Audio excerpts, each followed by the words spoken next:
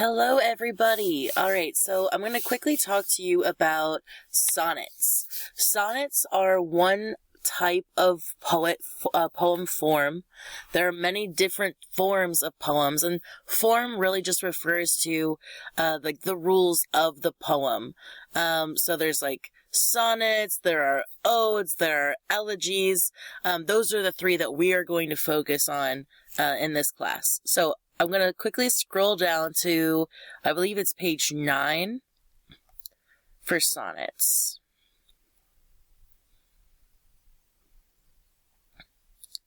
Alright, yeah, right here at the bottom of page 9. Alright, so again, this is in the Poetry Boot Camp packet. So, a sonnet is a 14-line stanza form consisting of iambic pentameter lines. Remember, iambic pentameter is just one type of meter. Iamb describes the order of stressed and unstressed syllables, or in this case, it's an unstressed followed by a stressed. Pentameter just means that there are 5 feet within that one line.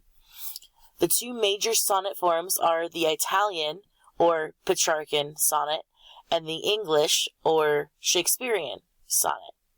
A third relatively well-known form is the Spenserian, but we're not going to talk about that, so you don't need to worry about that one. Alright, scrolling down here to get a little bit more detail about these two different kinds of sonnets.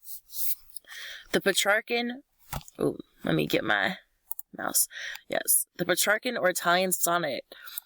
So guys, the main differences between the Petrarchan and the Shakespearean sonnets are the structure of these sonnets. Just like an essay has a different structure based on a different purpose, a poem has a different structure based on a different purpose, or rather it can. So in this form, it's divided between 8 lines called the octave. So it's one group of lines or one stanza with 8 lines in it called the octave, using 2 rhymes arranged A, B, B, A, B, B, A. And what that means is that the first line, you see, or actually I'll just read this example. Alright, so, this is talking about rhyme scheme here. Milton and Wordsworth made the sonnet sound, again in a new way, not with the sighs of a witty passion where fierce reason lies, entombed in stopped lines or tightly bound in chains of the quatrain, more likely something found than built, a smooth stone on a sandy rise, a drop of dew secreted from the skies, altitude unpartitioned, whole and round. So this first rhyme here, sound, that's the first rhyme, so it's labeled A. The second rhyme is the second, so it's labeled B.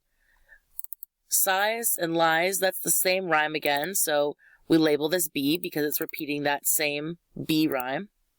And then we get to bound. Bound is repeating the first rhyme, the A rhyme. So here we have A, B, B, A. And then we follow up again. A, B, B, A. And then it looks like from there on, it moves to a new rhyme set. So let's go back up here. Alright, so that was the octave, the first 8 lines that we just talked about. Now we have 6 lines called the sestet, using any arrangement of either 2 or 3 rhymes. So at either it could go C, D, C, D, C, D, alternating like that, or C, D, E, C, D, E, or sorry, yeah, alternating that way. So those are the 2 common patterns. The division between the octave and the sestet in the Italian sonnet usually corresponds to a division in thought. So normally, let's see, 1, 2, 3, 4, 5, 6, 7, 8. Normally, these first 8 lines are focused on one thought, on one main idea.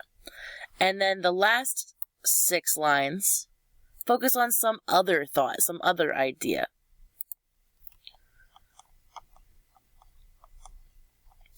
Alright, so let's move down to the Shakespearean sonnet.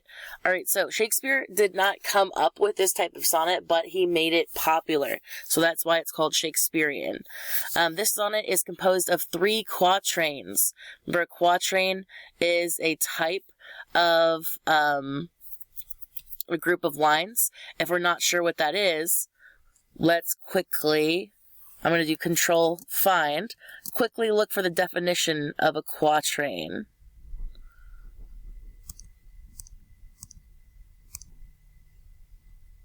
Quatrain, where are you? Okay, there we are. A quatrain is a 4-line stanza. So a group of lines, there are 4 lines. Alright, so now I'm going to go back to the sonnet. Okay, so you guys remember that Control Find function can save you some frustration. Alright, so it's composed of 3 groups of 4, then, 3 quatrains. And again, these units are marked off by the rhymes and the development of the thought that often correspond to. So these will usually have some kind of consistent rhyming pattern, and each stanza is focused on either one overall thought or different parts of that same overall thought.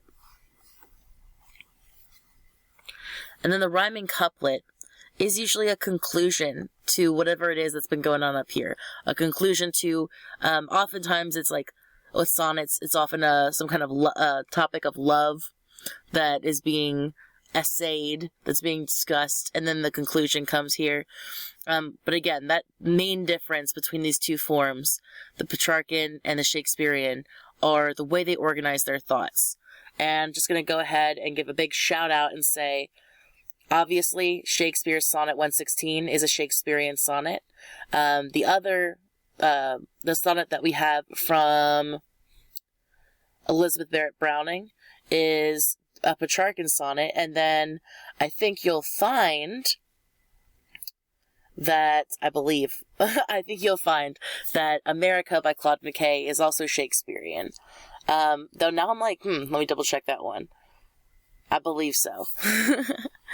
And if you're not sure, or you can always check by going through these rules here. Does it have an octave? If yes, then it's Petrarchan. If not, then it's not. Alright. So guys, if you have questions, obviously shoot me an email, but before you do that, make sure that you go through all the content in the folder to make sure that you have exhausted all of your resources first. Alright, stay excellent.